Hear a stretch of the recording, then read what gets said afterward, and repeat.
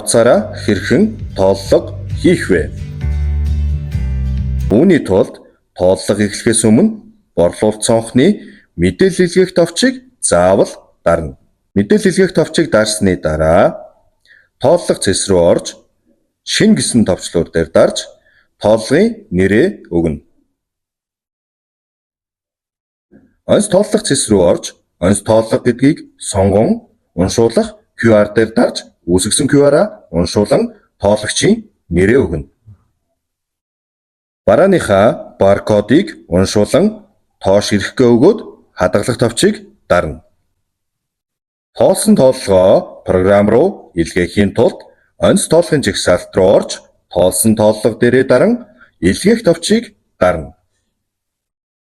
Програм руу илгээсэн тооллого татахын тулд тооллого цэс рүү орж татах гэсэн товчин дээр дарж ороод хайх товчийг дарснаар илгээсэн тооллого маань татагдана.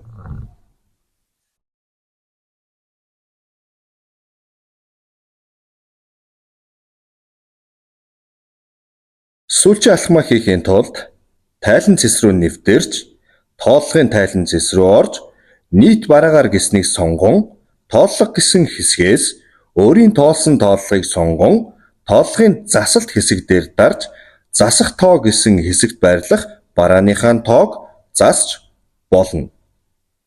Эцсийн байдлаар тооллогоо засаж хадгалах дарснаар барааны нөөц тоолсон тоогоор засагдаж орно. Хэрэв илгээсэн тооллого татах үед нэгтгэх тооллого олдохгүй байна гэж сануулга өгсөн тохиолдолд ахин шинээр тооллого үүсгэн